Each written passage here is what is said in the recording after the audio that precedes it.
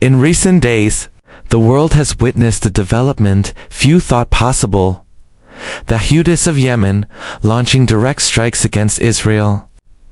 What began as a marginal regional resistance movement has now evolved into a global headline, shaking assumptions about power, security, and deterrence. As reports confirm missile and drone impacts near Israeli commercial zones, it becomes clear that no region is insulated from the consequences of global instability. From Washington to Riyadh, governments are scrambling to reassess what this escalation means. Today, we'll explore how an act by one of the world's poorest nations managed to rattle one of the most militarized states on Earth, and what this says about the shifting balance of global power.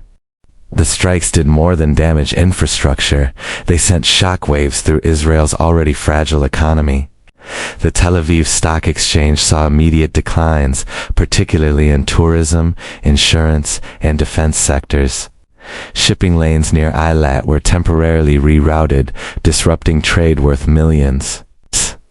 Israel's economic elite, once confident in their nation's invulnerability, are now forced to confront the reality that geopolitical isolation has real financial costs. Investors fear prolonged instability could weaken consumer confidence and international partnerships. For Professor Richard D. Wolff, this serves as a textbook example of how militarism drains economies from within, as endless defense spending replaces productive investment and public welfare, leaving societies economically brittle and socially divided. The Houthis' choice of targets was not random, it carried powerful symbolism. Hotels, office towers, and financial centers represent the visible symbols of Israel's economic might and Western-backed modernity. By striking them, the Houthis sought not merely destruction, but humiliation, a statement that no fortress is beyond reach. It's psychological warfare designed to erode both investor confidence and public morale.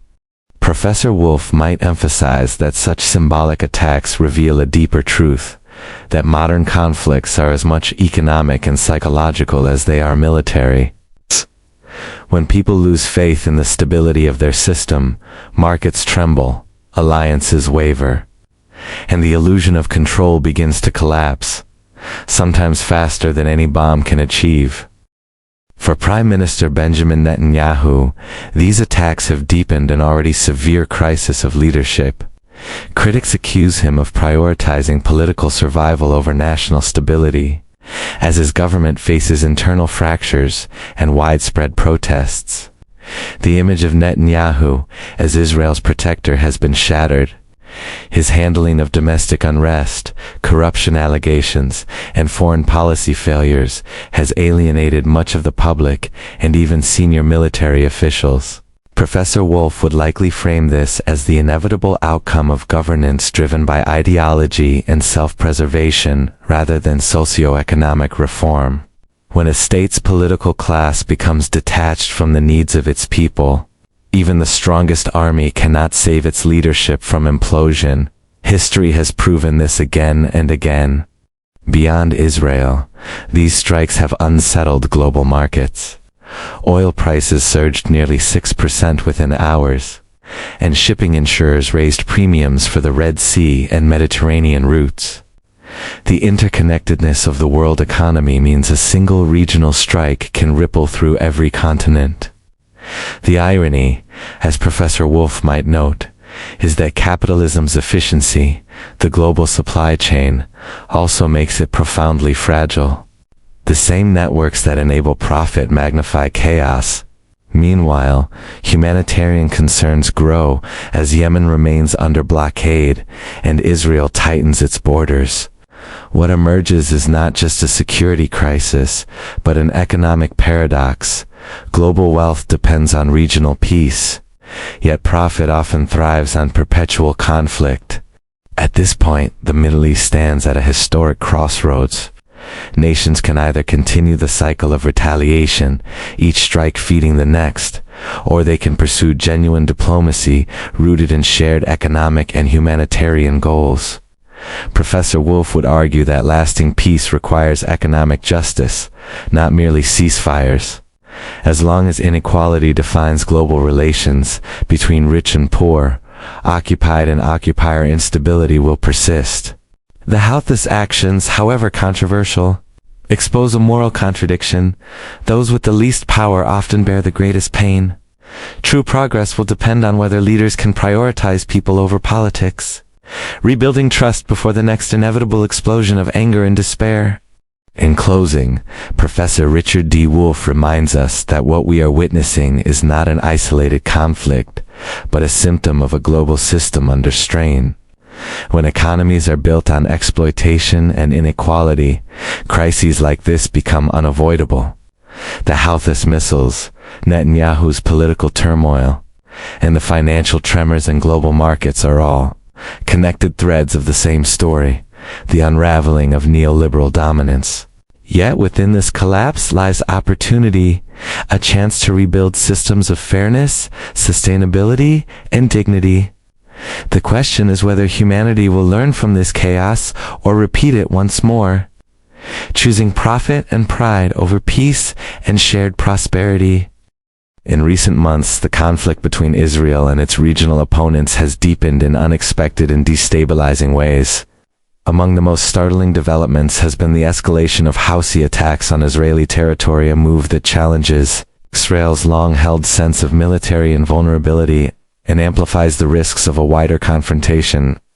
Once viewed as a peripheral militia in the Yemeni civil war, for Prime Minister Benjamin Netanyahu, this marks a critical turning point. His leadership is being tested not only by domestic pressures and the Gaza conflict, but now by strikes that penetrate Israel's border, its economy, and its reputation. To understand how we arrived here, one must trace the trajectory of Houthi engagement in the Gaza war. Since October 2023, the Yemeni rebels, aligned with Iran, have launched periodic drone and missile attacks against Israel and ships in the Red Sea, claiming solidarity with Palestinians.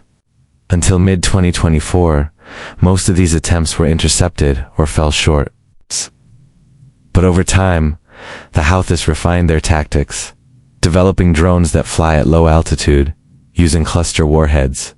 A pivotal moment came in May 2025, when a Houthi ballistic missile landed near Ben Gurion International Airport in Tel Aviv, damaging roads and triggering flight suspensions. Israel's defenses, designed to repel short-range rocket barrages and drone swarms, were forced to confront new vulnerabilities. Netanyahu publicly vowed retaliation, declaring that the missile strike would not go unanswered. But the intensity and symbolic boldness of Houthi strikes rose further in September 2025. On September 24th, a drone strike hit Eilat, Israel's southern resort city, injuring 22 civilians. The attack struck a commercial area near a hotel, causing both physical damage and psychological shock. It represented one of the highest civilian casualty counts from a Houthi attack on Israel to date, and exposed a breach in Israel's airspace defenses despite Iron Dome and other systems deployed. Around the same period, a drone also struck Ramon Airport near Eilat, briefly shutting down airspace and causing structural damage. Israel reported that it had intercepted multiple drones, though one slipped through and struck the terminal building, injuring at least one person. These attacks carry both tactical and symbolic weight by targeting airports, hotels, and tourist hubs. The Houthis not only inflict material harm, but also erode public confidence and security.